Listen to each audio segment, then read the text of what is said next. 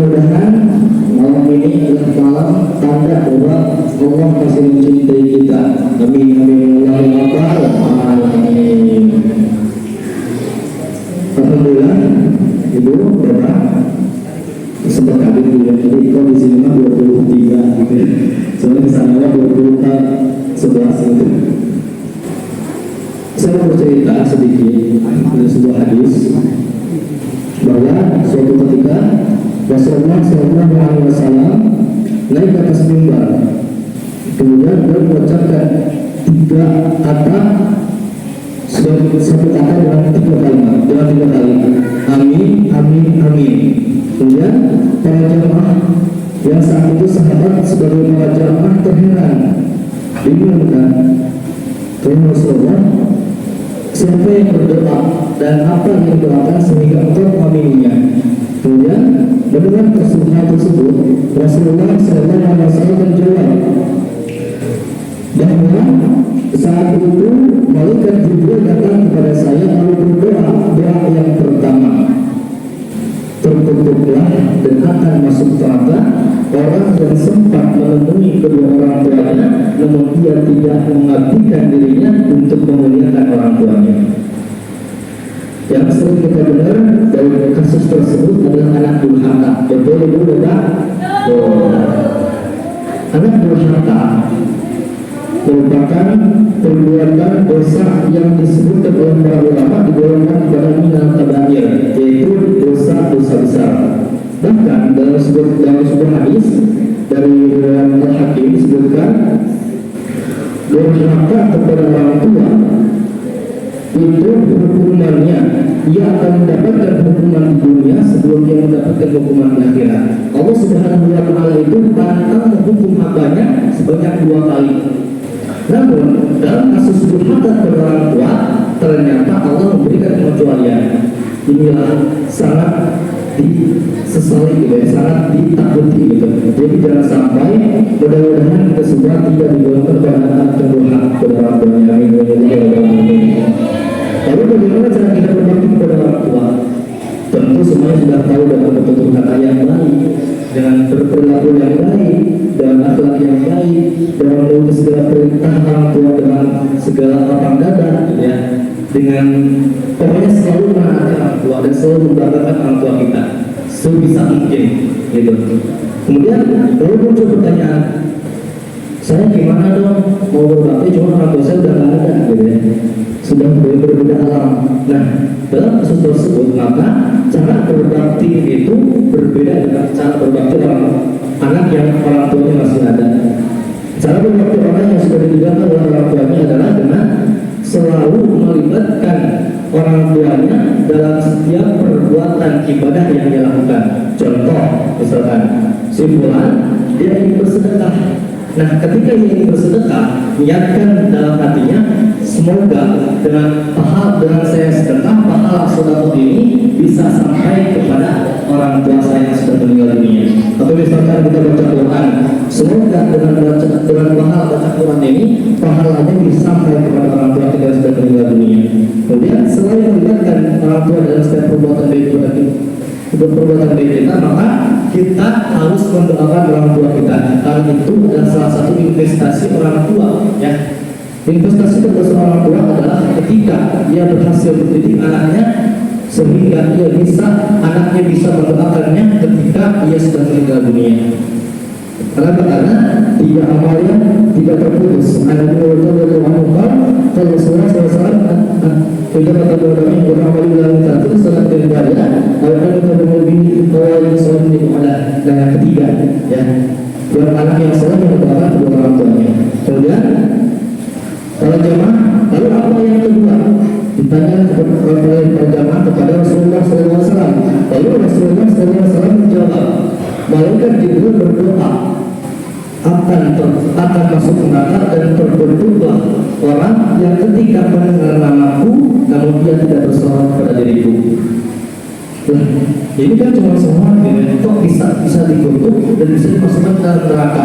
Nah, karena sholat ini adalah ibadah kita yang paling simpel, ya, yang paling simpel dan besar sangat pahalanya. Karena disebutkan dalam sebuah hadis, Masalah alaiya serta sholatnya wajib asyur.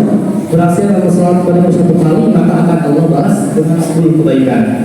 Luar biasa sekali pahala dalam sholawat. Bahkan saking spesialnya sholawat, semua ibadah yang kita lakukan jika kita dilakukan dengan niat maka akan tertolak, tidak mendapatkan apapun kecuali sholawat. Jika kita bersholawat terus ada dalam hati kita, saya pengen lihat sama orang lain bahwa saya itu sering sholawat. Nah, meskipun ada dalam hati kita ada hal tersebut, pahala bersolawat itu tidak akan pernah berkurang, akan tetap ada. Dan kita akan tetap mendapatkan pahala dari apa yang kita bacakan, yaitu sholawat tersebut. Gitu. Nah, tentu dalam hadis yang lain disebutkan bahwa al-mar'u ma'aman ahabba. Nah, kalau misalkan kita mengidolakan atau mencintai baginda Nabi, maka dan kita ingin berkumpul kelak di surga dengan baginda Nabi, maka mulailah dengan bersolawat kepada baginda Nabi Muhammad Sallallahu Alaihi Wasallam. Ingat ya, ketika Nabi Muhammad SAW sebut, setidak-tidaknya ucapkan dalam kita Allahumma sholli ala sayyidina Muhammad. Karena kalau kita tidak menyebutkan hal tersebut, al-bakhil untuk kita adalah asal yang ada dia. Kata Rasulullah, kita digolongkan orang-orang yang sangat pelit. Dan kemudian yang ketiga, sahabat bertanya kepada Rasulullah, yang ketiga apa? Yang ketiga kata Rasulullah, akan masuk neraka dan terkutuklah orang yang sempat memasuki bulan suci Ramadan, kemudian dia meninggalkan bulan suci Ramadan, tapi dia tidak mendapatkan pengampunan dari Allah Subhanahu wa Ta'ala. Bulan suci Ramadan adalah bulan yang dimana Allah memberikan promo kepada kita bahwa di sini kita bisa berlomba-lomba untuk mendapatkan pahala yang terbaik untuk diri kita. Maka coba kita renungkan, sudah berapa minggu ya kan kemarin, mari kita sama-sama merenungkan gitu, apa saja yang sudah kita lakukan selama bulan puasa. Apakah kita bisa memaksimalkan ibadah kita kepada Allah Subhanahu wa Ta'ala? Kita yang sering terlena dengan sholat tarawih yang begitu banyak rakaatnya 23, tapi kita tidak melaksanakan sholat ba'diyah isya'nya, itu kita salah ya, salah dalam memilih ibadah gitu. Jadi sholat ba'diyah isya itu lebih besar daripada sholat tarawih. Maka kalau pengen tarawih, sholat ba'diyah terlebih dahulu ya. Kemudian kita yang sering terlena dengan baca Al-Quran. Baca Al-Quran ternyata awalnya kita semangat nih, karena kata kita bahwa satu huruf itu mendapat 10 kebaikan, 10 pahala.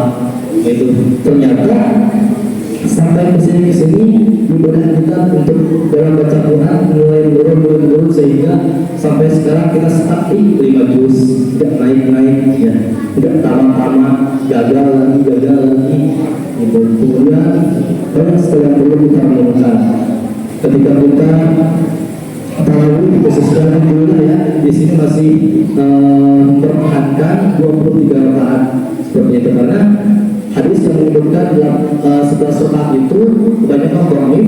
Kemudian juga ada yang menyebutkan salah satu yang dari riwayat Sayyidah Aisyah bahwa 11 rakaat itu yang ditafsirkan oleh para ulama ternyata bukan sholat tarawihnya baginda Nabi, tapi itu sholat witirnya baginda Nabi Muhammad SAW. Jadi yang tepat adalah yang perlu kita lakukan sholat sebanyak 23 rakaat seperti itu. Kalau misalnya kita sholat yang 11 rakaat, kita mendapatkan pahala sunnah dari baginda Nabi Muhammad, gitu ya, karena Rasulullah sholat dan dia juga sholat.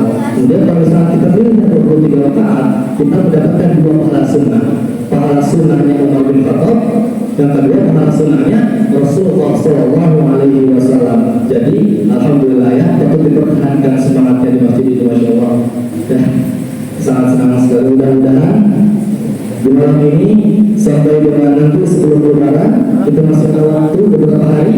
Mudah-mudahan kita bisa kembali menguatkan semangat kita untuk beribadah kepada Allah Subhanahu wa Ta'ala. Mudah-mudahan kita semua digolongkan orang yang beruntung yang bisa mendapatkan malam Lailatul Qadar Allah, dan juga bisa mendapatkan keberuntungan ketika keluar dari bulan suci Ramadan kita mendapatkan pengampunan dari Allah Subhanahu wa Ta'ala. Amin amin ya rabbal alamin.